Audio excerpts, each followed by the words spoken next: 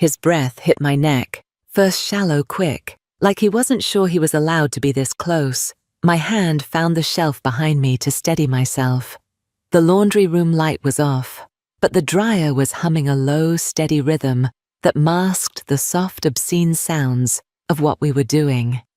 Ben's fingers dug into my hips like he was trying to hold me in place, not rough, but desperate. I felt the warmth of his chest press into my back, his shirt damp from sweat. My forehead touched the cabinet above the washer. I let out a shaky breath. My knees buckled and his arm wrapped around my waist. I didn't move. Not when I heard the floor creak upstairs. Not when the timer beeped. Not even when he whispered my name, low and broken. He wasn't big, not the way people usually mean it. But that didn't matter. It wasn't size. It was how he filled me, like he knew exactly where I was empty. I bit my lip. Hard. The dryer buzzed. My hand shook as I reached to silence it, but I missed. The sound kept going. So did he. And I let it. I thought I knew where my boundaries were, until he stepped past them. It didn't start that night. But that was the moment everything stopped being theoretical. I was 38. Married. 2 kids, both grown enough to notice when my smile didn't quite reach my eyes anymore. I was the kind of woman who refilled coffee cups before anyone asked, who wiped counters twice, who made sure the hallway light was left on just in case someone needed to pee at night. And Ben, 26, my son's old friend, stayed for the summer while transitioning jobs, helped around the house, fixed the gutters, carried the groceries, didn't look at me like I was invisible. He had this way of leaning in when I spoke, even if I was just rambling about the garden or asking him to move his shoes. He listened like I was saying something that mattered. And God help me, I hadn't felt like that in years. It wasn't supposed to happen. I didn't plan it. I didn't even flirt, not really. But something cracked the day I caught him watching me from the porch while I bent over to fix a flower pot. He looked away quickly, embarrassed. But I didn't forget. I should have shut it down right then. Pulled away. Put space between us. But I didn't. What would you do if the one person you were supposed to protect was the one you ended up craving in secret? That night in the laundry room, after everyone had gone to bed, I just needed something to ground me. The dryer had stopped spinning. I went down to fold towels. Ben followed, said he couldn't sleep. We talked. I handed him a warm towel. Our fingers brushed. I laughed too softly. He stood behind me, his voice lower than usual. I don't remember what I said, only that I didn't step away when he closed the space between us. His hands were careful, hesitant. My breath caught. His lips grazed my neck. I shouldn't, I whispered. You didn't stop me, he whispered back, and I didn't. I knew what I was doing. I also knew I wouldn't stop. Even now I replay that moment in my head and wonder, was it the heat of his body or the ache in mine that made me lean back into him? I don't remember folding the towels, but I remember the silence afterward, the way I heard the refrigerator kick on upstairs, the way my heartbeat drowned out everything else. I didn't run, I didn't cry. I just stood there, my back against his chest, my hands shaking like I'd just stepped into a different life, a wrong one, and yet I've never felt more alive. You can want someone and hate yourself for it at the same time. If that sentence makes your chest tighten, this story knows why. Like and subscribe, no judgment, just the truth. I wake up at 6:15 every morning. Coffee first, 1 scoop too many, always. I unload the dishwasher while the water boils, wipe the counter that's already clean, check the fridge to see what needs restocking. It's the rhythm of a life that looks perfect from the outside, and it used to be enough. My husband Greg works early. He's out the door by 7, Thai, slightly crooked coffee, to go a quick kiss on the cheek. We used to talk more, about the kids, about plans, about things that didn't involve grocery lists or property taxes. Now most mornings we say 10 words or less before the door shuts behind him. And then the house gets quiet. Too quiet. The kind of silence that seeps into your skin. Ben started staying with us in May. His parents moved out of state, and he was in between cities, got a job offer in the next town over, but needed a few months to save. I told Greg it would be nice to have someone help out, to have another set of hands around. I didn't say I missed hearing someone laugh in the house, or that I needed to be needed again. He was polite, always helpful, said Mom at first until I made him stop. Said it made me sound like his high school principal. I laughed more than I should have. It was harmless.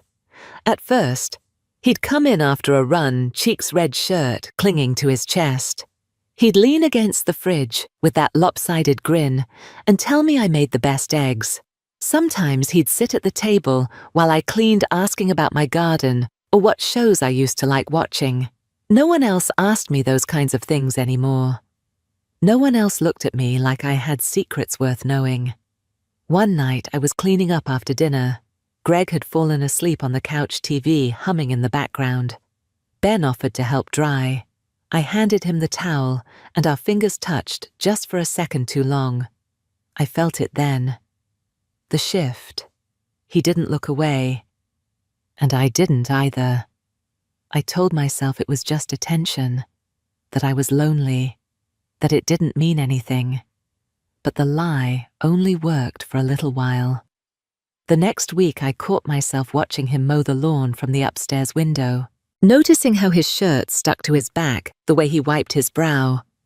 I felt shame crawl up my throat and swallowed it down. That same night he brought in groceries for me. The bag ripped, and apples rolled across the floor. I knelt to catch them. He knelt too, and we both froze inches apart, eyes locked. "Sorry," he whispered, reaching for the same apple I did. I laughed too high, too sharp, and stood up quickly, brushing my hands on my pants like that would erase what just passed between us. But it didn't. It only deepened the crack. The guest room where he stayed was across the hall from mine. Sometimes late at night, I'd hear footsteps, the soft creak of the floorboards, the sound of someone pacing. I wasn't sure if it was him. I never asked. There was one afternoon Greg was working late. I had the radio on folding laundry in the living room. Ben came in from the garage shirtless, wiping grease off his hands. "Car battery," he said. "Died again." I handed him a glass of water. He drank throat-bobbing. I could smell the mix of heat and oil on his skin. I could feel my pulse in places I hadn't thought about in years. He looked at me, still holding the glass. "You okay?" he asked. I nodded, even though my hands were trembling. I told myself he was just being kind. But I also knew he was looking at me the way no one had in a very long time. That night, I lay in bed staring at the ceiling fan, thinking about his eyes. And I didn't sleep. It started happening in little pockets of time. Quiet spaces that shouldn't have meant anything. The gap between a door swinging closed and the footsteps behind it.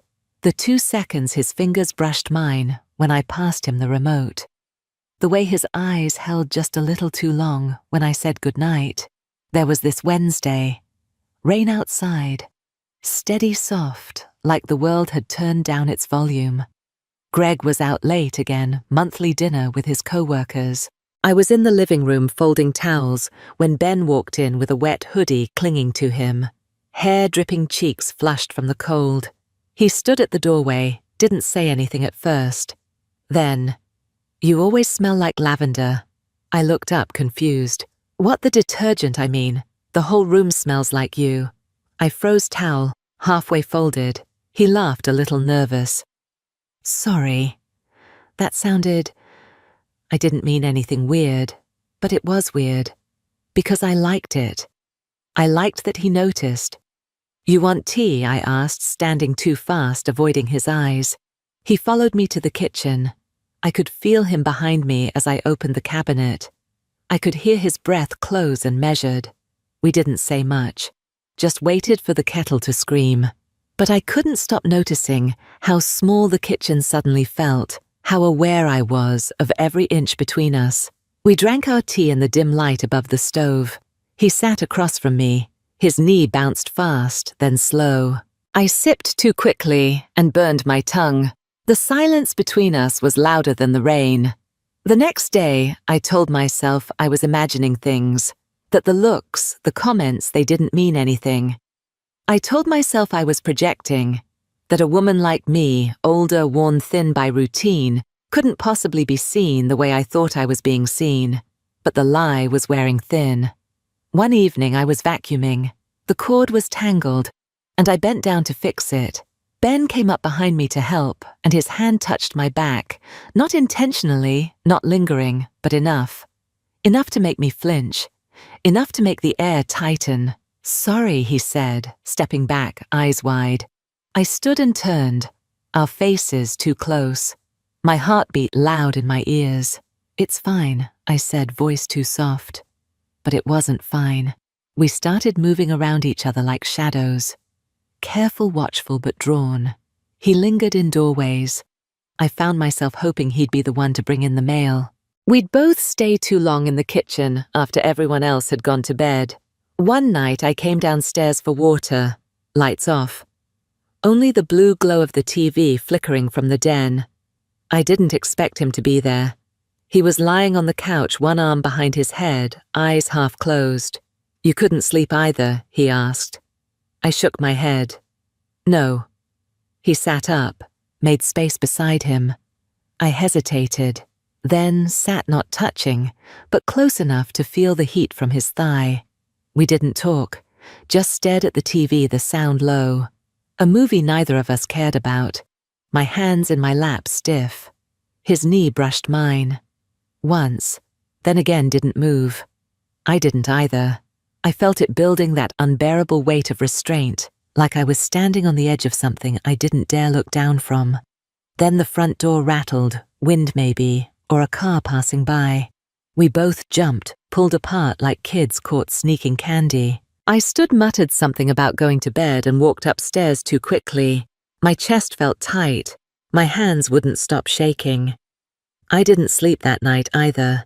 And the worst part, I didn't want to stop. It happened on a night that didn't feel special. No storm, no moonlight, just still air and a silence that stretched too long between us. Greg had taken our son to a weekend soccer tournament out of town. Ben was helping me move boxes from the garage to the attic he'd offered, without being asked like he always did. I don't remember what we were talking about when it started to shift. Something small, something about music. I think he was laughing about the kind of stuff I used to play in the car years ago. I had a box in my hands when I turned too fast and knocked it against the shelf. He grabbed it before it fell. Our hands touched. My chest tightened. I should have pulled away. I should have turned, laughed it off, changed the subject, told him to go home. Instead, I stood still. I looked at him, and he looked back. "I shouldn't," he started. But I didn't stop him. His hand stayed over mine. His thumb brushed the inside of my wrist. My breath caught. That one touch, so light, so deliberate, shook something loose in me. Something I'd buried for years. "I didn't mean to," he whispered, but he didn't move back. I looked at him, really looked at him, and I felt this horrible, beautiful ache, because I wanted it. I wanted him. Not for revenge, not for thrill, but because he made me feel real. He leaned in like he wasn't sure I'd let him. I should have said no. Instead, I closed the space. The kiss wasn't hungry, it was scared, careful, like we both knew how wrong it was and didn't know how to stop. His hand cradled the back of my head like he was afraid I'd break, and maybe I would have. Then I felt the edge of the shelf press against my back, the chill of the concrete floor under my feet, the smell of cardboard and old tools. His body close, his breath trembling. He whispered, "Tell me to stop." But I didn't say anything. I bit my lip when his hand slid down my side. He paused so close, I could feel the heat from his chest, the shake in his arms. I could hear his breath catch. Mine was already uneven. The moment stretched just long enough for guilt to speak, but not loud enough to stop me. We didn't rush. That was the worst part. It wasn't reckless, it was intentional. The rhythm of us was slow, heavy, and terrifying in its tenderness. His hand pressed against my hip. I pressed back without meaning to. I felt the shelf behind me rattle, heard the soft creak of his shoes against the concrete, and in that awful perfect moment, I gave in. I shouldn't have. I knew it while it was happening. But I let him take me apart, not violently, not urgently, just carefully, like he'd imagined it 1,000 times and was still afraid he'd break it. I made a sound I didn't recognize, part relief, part grief. And when it was over, I didn't cry, I didn't speak. He reached for me, but I stepped back.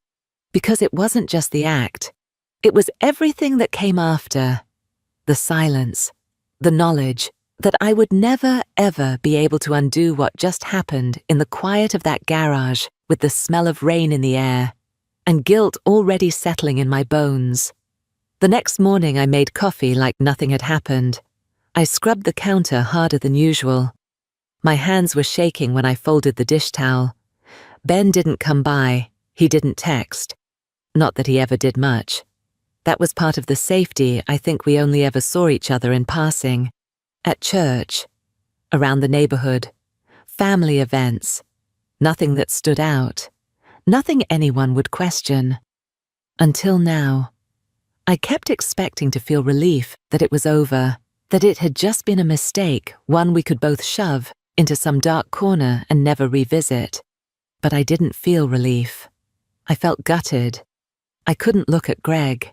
Not because I felt suddenly repulsed or righteous or heartbroken, I just couldn't bear how normal he still was, how unchanged, how trusting. He made a joke over breakfast, kissed my cheek, and went to work like he always did. And I stood at the window, holding my coffee, wondering how I'd become someone with a secret pressed so deep into her skin she couldn't breathe around it. That evening, I saw Ben again. He was walking past the house phone in hand like usual, hoodie pulled up, head down, but when he glanced toward my window, I flinched. He saw it. I know he did. The way I stood so still, the way I didn't wave. He didn't either, but he stopped. He didn't walk to the porch. He didn't knock. He just stood there, like he was waiting for me to tell him what we were now, if we were anything. If it had all been some strange mistake, I'd pretend never happened. I didn't move. Eventually he walked away. That night I sat on the laundry room floor after everyone went to bed. Just sat there in the soft whir of the washer, hugging my knees, like a girl who needed to cry, but couldn't justify the tears. The scent of detergent made my throat close. I'd always found it comforting, familiar. Now it just reminded me of the night before, of his hoodie brushing my bare shoulder, of the sound my breath made when I said nothing at all. I tried to replay it in my head to feel disgust. I wanted to hate myself, to label it clean. That was wrong. That was betrayal. You were weak. You broke everything. But that wasn't the voice in my head. The voice said you needed it. You asked for nothing for so long. And someone gave you something without you even asking. That terrified me more than anything, because now I wasn't just hiding what I did, I was hiding how much I needed it. I saw Ben again 2 days later, helping his brother unload furniture across the street. He barely looked at me, barely acknowledged me, but I felt it, the weight in my chest, the silent panic under my ribs. That's when it hit me. It wasn't going to go away. It had already rewired something in me, changed how I walked through the kitchen, how I sat at dinner, how I heard the sound of the door opening behind me. I knew what I'd done. I'd risked everything for a moment. And worse, I didn't know if I wanted to stop, or if I just wanted to stop hating myself for not. The first person to say something wasn't Greg, wasn't even a friend. It was my daughter. She was sitting at the kitchen table, flipping through her phone while I scraped dishes into the sink. The air was normal, bright. There was jazz on the radio and the scent of lemons from the dish soap. And then, like it was nothing, she asked, "Why does Ben look at you like that?" I dropped the plate. Not shattered, just a hard clatter in the sink. She looked up. Like what I said too fast. She squinted, not in suspicion, but with that innocent curiosity only teenagers have, the kind that doesn't realize it just cracked a foundation. I don't know. It's just intense. Like you two are in on something. I didn't answer. I dried my hands, wiped the sink, mumbled something about needing to run the vacuum upstairs. My legs shook the whole way up. Later that night, I stood by the living room window, the same one I'd stared through when it first happened, and watched the empty sidewalk. No Ben, no footsteps, just the rustle of dry leaves under the street lamp. I hadn't spoken to him since. We hadn't messaged, hadn't touched, hadn't exchanged a word. And yet, he was in every breath I took, every pause between conversations, every part of me that felt more awake than it should. The guilt had become a second heartbeat. I didn't know if he was staying away because he wanted to, or because he thought I needed him to, but either way, he was gone. And the silence hurt more than the shame. The next time I saw him 2 weeks later, we were both pretending to laugh at something someone else said. A backyard gathering, a barbecue, people everywhere. He was across the patio, holding a beer, smiling at someone else. And then our eyes met. Just 1 second, but I felt it. Not lust, not longing, just understanding. That this didn't end because it was over. It ended because it couldn't survive exposure. We hadn't been caught. Not really. But the edge was too close now. The door too thin. The room too quiet. My daughter's question too honest. So he let go. Or maybe I did. I watched him leave that night without saying goodbye. And I stood by the window again, arms crossed, guilt like a blanket I couldn't fold. I knew the secret wouldn't stay buried. Something would shift eventually. Maybe Greg would notice a distance. Maybe Ben would crack. Maybe I would. But even if no one ever found out, I'd still live with it. Because now I knew what it felt like to be touched like I mattered. To be looked at like I wasn't invisible. To be filled with something that wasn't numbness. I've lived with guilt before, but not like this. Not when it tasted like comfort. Not when it made me feel more alive than I had in years.